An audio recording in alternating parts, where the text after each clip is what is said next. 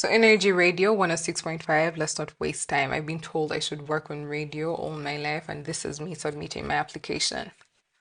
So how was I told? I was actually being interviewed on one of the biggest breakfast shows in Uganda.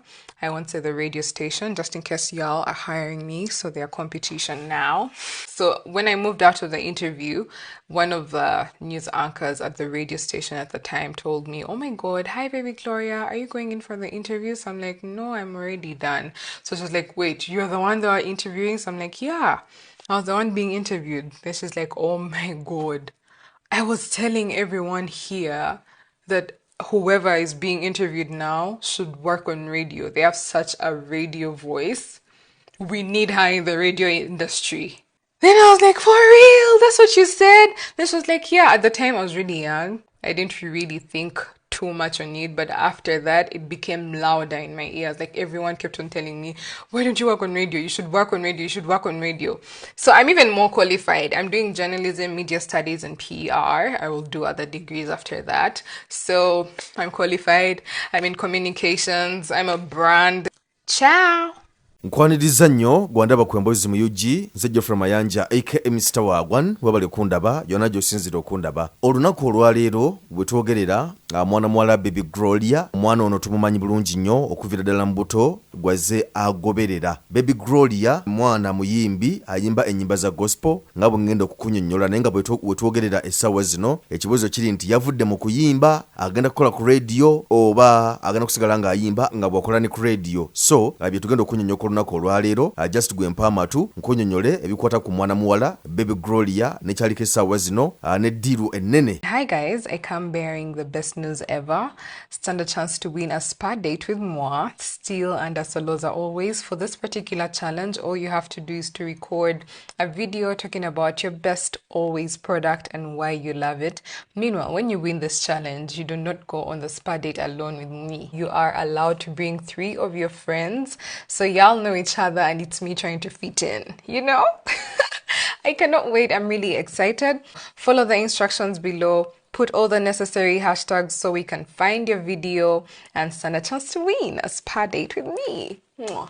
Mwana muwala Baby Gloria mwana muwala era ng'amannya g'amatuufu ddala ye Gloria Mulungi Ssennyonjo, ono nga yazalibwa ennaku z'omwezi 28 Oktoba mu mwaka gwa 2021. Kitegeeza nti wetwogerera essaawa zino alina emyaka 22 egy'obukulu. Mwana muwala Munnayuganda ayimba gospel music era nga yatandika okuyimba ku myaka emito ddala emyaka 2 egy'obukulu. Kakati mu 2010 yawangula award eyitibwa Tumain Music Award era nga eno yaddirira endala award gye yawangula eya Olive Music Award mu 2011. Mwana muwala ono Baby Gloria oba Gloria Mulungi Ssennyonjo azaalibwa omwami John Ssennyonjo n'omukyala Betty Nakibuuka era ng'omukyala ono naye muyimbi wa gospel wano mu ggwanga erya Uganda. John Ssennyonjo ye manager wa Baby Gloria ng'oyo ye taata we, mpozi atera n'omukyala Betty Nakibuuka era nga bwe nkunnyonnyodde be bamanager ba Baby Gloria. Baby Gloria mwana wa kusatu mu famire eyo era nga yasomera ku Sir Apollo Kagwa Primary School e Mengo, oluvannyuma yagatta ku Life International School era nga asabira ku Omega Healing Church wali e Namasuba. Gwayagala okulaba ku Baby Gloria ojja kumusanga buli lwa Sunday ku Omega Healing Church e Namasuba era nga church eno esumbibwa omusumba Pastor Chaze. Church eno esangibwa mu district ye Wakiso. Gloria yafulumya oluyimba lwo olwasooka mu 2005 era ng'oluyimba luno luyitibwa Mami. Mu mwaka ogwo gwennyini yafulumya oluyimba olulala oluyitibwa Sisobola Kukyawa ku myaka 14 gyokka egy'obukulu. Gloria yakola konsati ye yasooka ku ssomero lya Sir Apollo Kagwa Primary School era nga konsati eno yali successful era nga ekigendererwa kyayo kyali kya kusonda nsimbi oba kale tugambe nti no konsati eno yali ya charity yagenderera okuyambako abaana okuba nga bafuna obuyambi naddala abasaagibwa mu bitundu by'e Luzira abeetaaga okuyambibwako. Konsati ye ey'okubiri yali ku Uganda Museum mu 2011. Ng'oggyeko okuba nti no Gloria muyimbi wabula amanyi okuzina amazina mu kubi wa gita okufaananako n'omukyala gwe bayita Irene Ntale ate ng'era performer. Ng'oggyeko ebyo mwana muwala ono abadde brand ambassador okumala ebbanga ddene owa kampani eya Movit eneekola ebizigo, sabbuuni n'ebirala byonna ebigwa mu kkowe eryo so abadde ambassador waayo, brand ambassador waayo okumala ebbanga ddene nga agikolera n'okutuusa kati. So Baby Gloria afunye gigs ez'enjawulo okuli okulanga amakampani ag'enjawulo ng'ogyeko kampani ya Moviti yokka, naye afunye gigs ez'enjawulo okulanga kampani z'endala. Abadde MC ku shows ez'enjawulo naddala ku bivulo eby'abaana abato ne ku mikolo egy'enjawulo.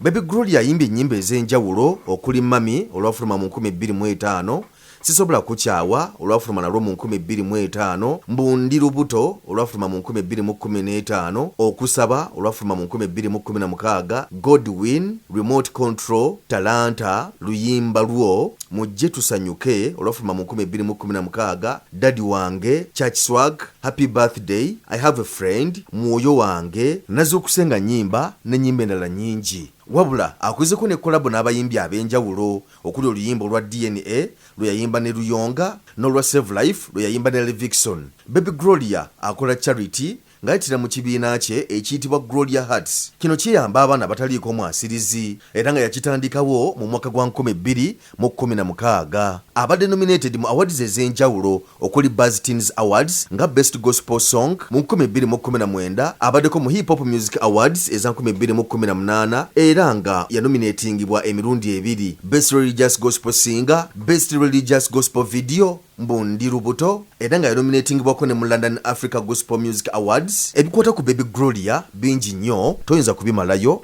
nenga weetogerera essaawa zino alabika nga yeesoze media naye okubaako n'eddoboozi lyatuusa ng'ayitira ku muzindalo gwa radio. Baby Gloria okusinziira ku mboozi ye mu video agamba nti yabadde ku interview emu eya radio, era interview bwe yawedde n'afuluma wabweru nga bona agamba nti ku reception we yasanze omusomi w'amawulire ku radio eyo n'amwaniriza bulungi nnyo kuba yabadde amumanyi. N'amubuuza nti ogenda ku interview. Baby Gloria n'amuddamu nti interview ngibaddeko era ngimaliriza. Presenter oyo yabadde surprised nnyo okuba nti no Gloria yabadde mu studio ng'era yabadde amuwulira era yamutegeezezza nti lwaki takola ku radio kubanga nti yabadde yamaze dde okutegeeza abantu bonna ono presenter omusomi w'amawulire yabadde yamaze okutegeeza abantu bonna nga yabagambye nti omuntu oyo ali ku radio gwali mu kukolako interview asaanidde okubeera ng'akola ku radio olw'eddoboozi lye eddungi n'enjogera eyabadde perfect nga yeetaagisa okuba nti nno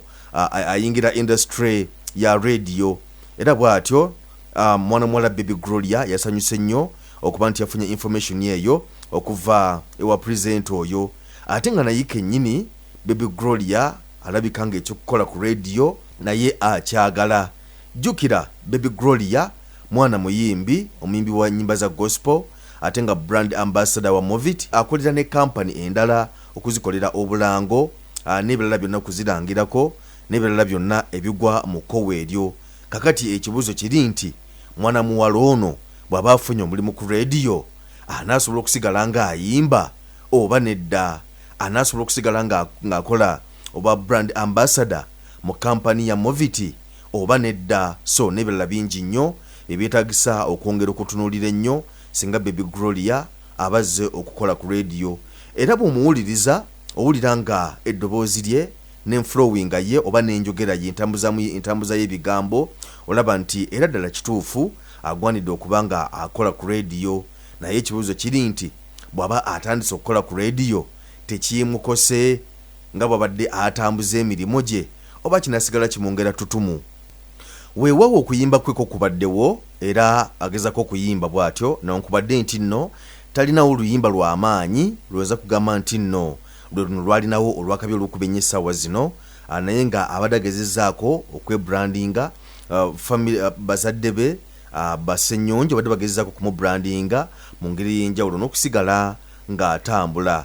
Omwana muwala ono ayise mu kusomozebwa okw'enjawulo, abantu abatutumufu kwe bayitamu naddala abayimbi okuli okumwogerera ebigambo, era waliwo ne lwe bamwogerako nti omwana ono ku myaka emito ddala yali afunye olubuto era kwe yajja n'oluyimba olwo lwe yayimba olwa Mbundi Lubuto. So bingi ebyazze ayitamu ye ng'omwana omuto, ate ng'era nga bwe nkunyonyodde ne gigs zonna zazzaafuna abadde breast. So katusabe tulabe eddiro no bwe naaba eyiseemu bulungi nnyo, tulabe omwana muwala ono Baby Gloria engeri gy'anaakikubamu sayidi awo, naye nga tumwagaliza birungi byerere.